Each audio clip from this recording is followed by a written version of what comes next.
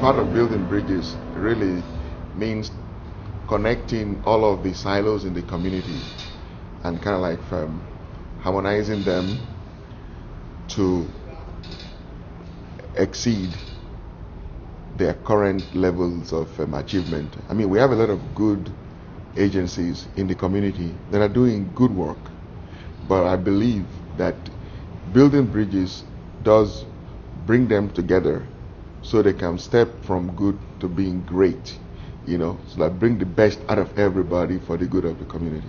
For me, building bridges that is what I think it is. And one of the first conferences that they did, I think 5 or 7 years ago, I was very involved in the nutrition part of it and food security and the kind of challenges people have. Many people can only eat from what they get from pantries.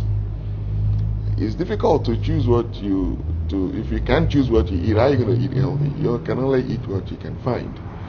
So that is what I did with Building Bridges. I think it's a good program, and this Cancer Awareness Conference, a lot of the players there are also part of the Building Bridges Coalition.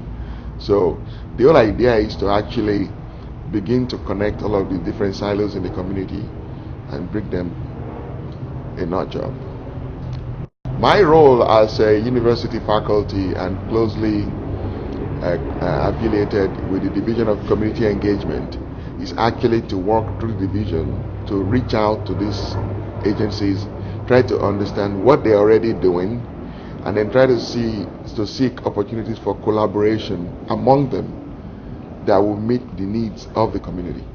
So really what I do is, like when we talked about it, when Loretta casted the vision of community faculty, and Kit captured it immediately, and they told me what they were gonna do. I'm like, that sounds like a very good idea, but in order for us to pull this off, we need to create a value around it. So we started working together, developing curriculum, reaching out to agencies, find out what their needs are, and how do we meet this need through this program. So basically what I do at the university, I am the designated institutional official for the university for community outreach and education, and I work very closely with the Division of Community Engagement to reach out, find out what people want to do, what people are already doing, and see how we can take it to the next level, which is basically improving health of the community. I have a master's in biomathematics, doing research, clinical research methodology from UCLA, just to help me understand what I'm doing better. I'm an internist by trade. I have my special interest is in clinical hypertension, so that's what I do. But my passion really is in translational research towards eliminating or reducing disparities in health. I am the director of the Clinical and Translational Research Center at the Charles Drew University, the CTSI program, right? So I am the director of the Clinical and Translational Research Center of the CTSI program at UCLA and CDU. Okay, I'm also a faculty advisor to the Division of Community Engagement of the Access grant, and CTSI is also supported by Access. Under the Access grant, I am the director of the Participant Clinical Interaction Resources. You see, these are programs that help us do what we need to do. So the titles, they vary from program to program, and what you do from program to program varies a little bit, but the overall objective is the same, which is to support, sponsor translational research endeavors to eliminate or reduce healthcare disparities. THE Clinic is actually one of our community partners. Of course, I used to be the medical director of THE for a long time, but at that time I had a part-time appointment at the university. Now I'm full-time at the university. My affiliation with THE Clinic is only as a physician consultant, because my patient insisted that they wanted me back there. They wouldn't see anybody else. They wanted to go wherever I was going. I was like, I wasn't going to be in practice. They said, no, you have to stay here. So I go to THE 1/2 day a week, to take care of my patients, and I take as few new patients as I can. But that is all my affiliation at the moment with THA Clinic. I am doing a survey at this conference called Holistic Health Survey. If you remember, holistic health includes mental health, physical health, and social health. Although they talk about social well-being, in my mind, the anchor of social well-being is in our spiritual health. And I'm not sure that we are not aware enough of the impact that we have on ourselves based on the way we relate to one another. So my holistic survey today, for instance, is looking at compassion, what people understand compassion to be, how they show it, and what it might mean for the health of the community, health of families, health among friends. So that's what I'm working on today. I already developed the scale to measure it. It's been validated. It's actually going to be published at the end of the month. So and the good thing about it is that there is this neurologist out in University of Wisconsin in Milwaukee who have developed a program to actually 30 minutes a day for 2 weeks. And the program has been shown not only to increase compassionate behavior, but it actually induces brain changes that support the maintenance of that behavior.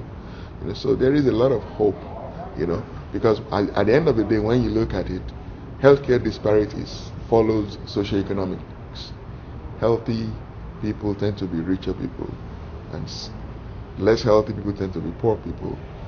But there is a lot we can take advantage of to improve and optimize health, drawing on human resources, just our humanity, not money, not big amount of money, not big cars, not big homes, just basic humanity. How do we relate to one another, in a way that optimize our health together? So that's what I'm working on. That's what the survey is about, that we're doing here today.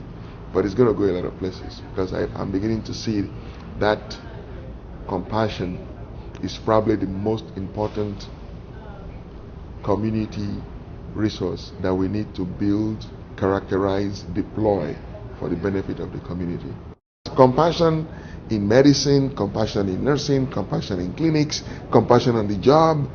You see, at the end of the day, our health is related to our living condition, our working condition, our lifestyle.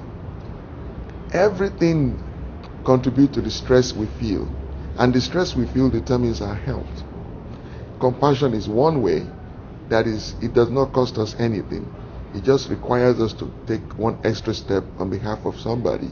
And if we all do that, my God, think about it. A nickel is nothing. But if 1 million people donate a nickel, do you know where that can take a community? Just a little bit at a time, And that is what compassion that I'm working on right now is about. That is what I believe it can do. We just need to create awareness of compassion in the community, because I'm not sure people are fully aware of the impact of our behavior towards one another on our health. I have a lot, and I did not know this until in the clinic when I started seeing patients with elevated blood pressure that I've known for over 10 years. Blood pressure has been controlled. Then this person will show up and blood pressure will be out of control, and I'll sit them down and I'm like, why is your blood pressure so high after it's been controlled for so many years? And then they sit down and they start telling me stories. And many times it's either the one woman particularly that stands out for me was this 50-year-old Hispanic woman. She's been my patient for over 10 years. Her blood pressure has been controlled. One time she showed up with uncontrolled blood pressure. And the next thing I asked her, what's going on? It turns out her husband just died, and her son was trying to sell the house from under her. That would make anybody's blood pressure go up, And of course, I could throw more pills at her. But what I did was to invite her and her son into the clinic and let the boy understand exactly what is going on, what he's doing to his mother. They figured it out. One other time, one of my diabetic patients, who's been controlled so many years, just spun out of control. And I was like, what's going on at home? Well, it turns out she was living with her son, and she was the one cooking. Then the son got married, and she and the wife didn't get along. So the wife kicked the mother out of the kitchen. So she started eating whatever the wife gives. And that was the reason her diabetes was out of control. Well, I could give her more medicine, but what I chose to do was to have her come and invite the woman and the son. So the three of them came. And I asked the wife, I said, I know you don't get along with your mother-in-law. And that's understandable. We all don't get along. And I asked her straight out, but do you want her blood on your hands? She was like, what? I said, yeah, because you have kicked her out of the kitchen and she's not following her diet. Her diabetes is out of control, and it's a question of time.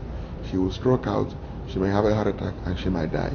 And none of that would have happened if she had maintained access to the kitchen. Is that what you want? She said, no. We don't get along, but I don't really mean to hurt her. See, that changed all of that. So that was where I got my inspiration. Like, you know what? We think we get angry, we think we want to get even, but we are not fully aware of the impact of being mean to one another. It goes beyond the moment. You can be angry now, but in your anger you can do something that will create a lifelong problem for somebody else. And that may not be what you intended. So we need to be more aware.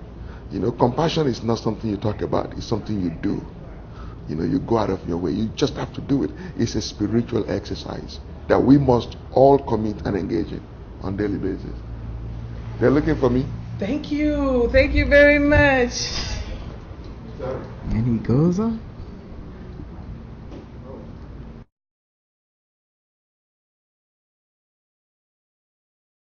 So you see, what I'm hoping that we will do together is we need to raise the awareness of all of us as healers. Because look, we all heal and we can kill. And you can choose what you're going to do. That's right. We affect ourselves in way more profound ways than we realize. Oh, yeah. I'll close with one story. I had a patient one time who's been my patient for about 10 years. And all this time my blood pressure, blood sugar had always been controlled. One time she came to see me and everything was out of whack.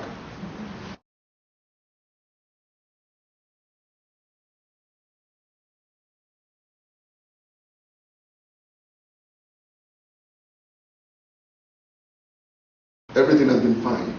In the last 2 months, everything has been out of whack. You're the one that came in. I know you don't get along with her, but I want to tell you, if you don't change anything, given enough time, she will either have a stroke, have a heart attack, or she'll end up on dialysis and she will die very soon. If that's what you want, keep it that way. You know what she said? She said, I know we don't get along, but I didn't mean to hurt her. She was not realizing that she was a healer. We're all healers. We can choose to heal and we can choose to kill. The way we relate to ourselves. And this is exactly where I'm headed. This is what I'm going to do for the rest of my life. Raising awareness about compassion. We affect ourselves in way more profound ways than we're willing to admit.